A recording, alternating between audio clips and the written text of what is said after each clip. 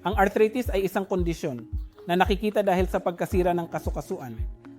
Sa mga matatanda na dahil sa labis na pagkasira o labis na paggamit, ang layer ng kartilago na makikita sa dulo ng buto na nagpapahintulot sa regular na paggalaw ng kasukasuan ay numinipis, yetute ang mga gilid ng buto ay nagsisimulang magdikit sa isa't isa at ito ay nagdudulot ng arthritis. Ang mga pinakakaraniwang lugar ng arthritis sa katawan ay ang mga tuhod, balakang, balikat o ang unang carpometacarpal joint na kilala rin bilang thumb joint.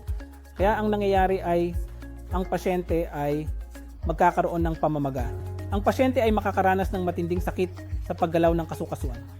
Ang pasyente ay magkakaroon ng nabawasang paggalaw ng kasukasuan. At kung ito ay nasa itaas na bahagi ng katawan tulad ng balikat o pulso, ang pasyente ay maaaring mahirapan sa paghawak ng mga bagay o pag-ikot ng mga bagay.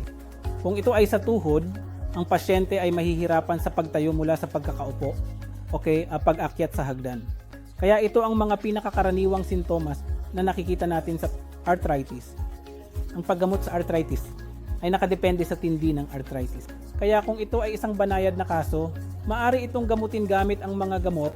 Para sa mga katamtamang kaso, maaari tayong gumamit ng tinatawag na splints. Para sa bahagyang malubhang mga kaso, may mga intra-articular na iniksyon na ibinibigay, kaya't direktang iniiniksyon sa tuhod, sa balakang, sa balikat o sa pulso. At kung ito ay isang napakalubhang kaso, maaaring kailanganin din ang operasyon.